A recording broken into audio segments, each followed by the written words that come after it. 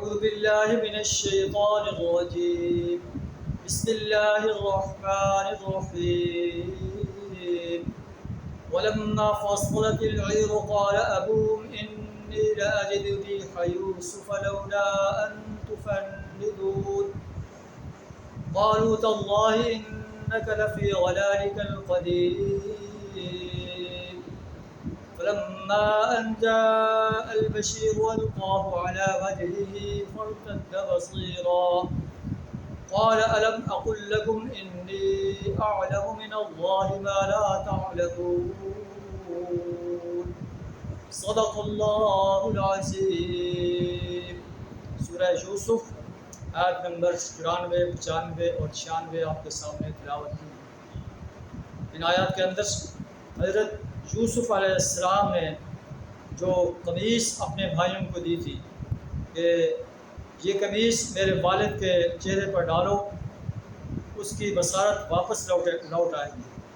تو اس کے بارے میں جو ہے تذکرہ ہے. ترجمہ کچھ اس طرح ہے: وَلَمَّا فَصِلَتِ الْعِيرُ قَالَ أَبُوهُمْ إِنِّي لَأَجِدُ رِيحَ يُوسُف.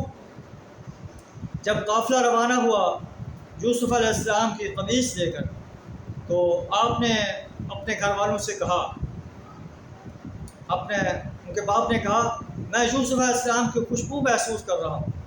لولا ان تفندون، اگر تم مجھے یہ نہ سمجھو کہ میں سٹھیا گیا. انہوں نے کہا تاللہ انک لفی ضلالک القدیم، اللہ کی قسم آپ اسی پرانے خبط میں مبتلا ہیں.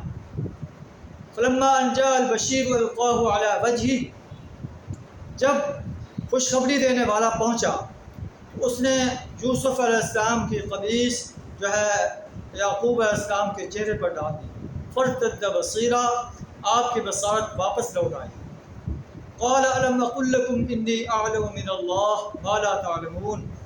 یعقوب علیہ السلام فرمایا، کیا میں تمہیں نہیں کہتا تھا کہ میں اللہ کی طرف سے وہ بات جانتا ہوں جو تم نہیں جانتے. قمیص آپ کے چہرے پر ڈالی گئی، آپ کی بصارت لوٹ آئی.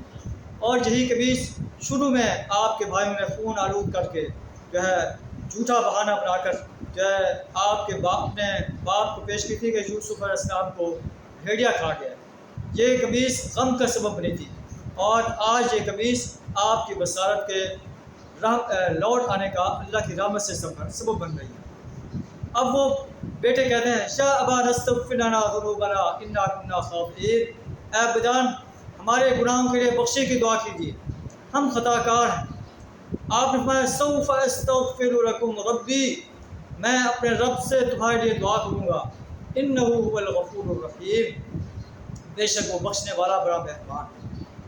جب وہ یوسف علیہ السلام پر داخل ہوئے، آوا الیہ ابویہ، یوسف علیہ السلام نے اپنے والدین کو اپنے ساتھ بٹھا لیا اور باقی خاندان والوں کو کہا، ادخلوا مصر ان شاء اللہ آمنین، مصر میں داخل ہو جاؤ، انشاءاللہ تم امن کے ساتھ رہو گے.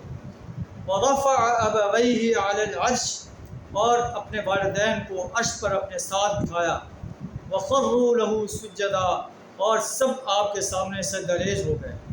آپ نے فرمایا شاء ابت ھذا تأویل رؤیا من قبل، اے بجان اس خواب کی تعبیر ہے جو میں نے آپ کو بتایا تھا کہ میں نے دیکھا ہے سورج اور چاند کو، 11 ستاروں کو، وہ مجھے سجدہ کر رہے ہیں.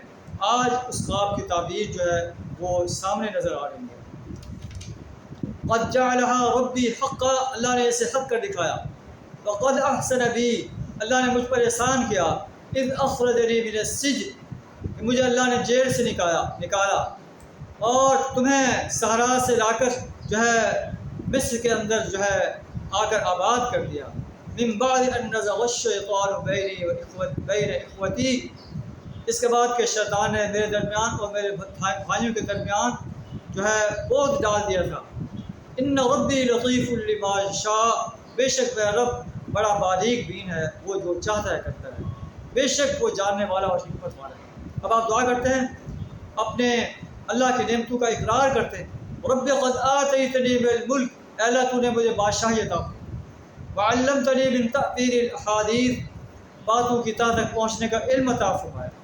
فاطر السماوات والارض، اے زمین و آسمان کے پیدا کرنے والے.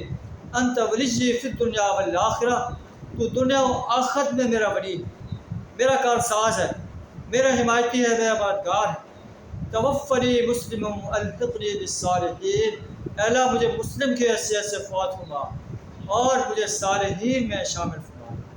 اللہ سے دعا کرا ہمیں بھی ایسا پاکیزہ اخلاق عطا فرمائے، پاکیزہ کردار عطا فرمائے، اور ایسی ہی دعا کرنے کی توفیق عطا فرمائے کہ اللہ فاطر السماوات والارض انت ولی فی الدنیا والآخرہ توفنی مسلم والحقنی بالصالحین۔ صدق اللہ العظیم۔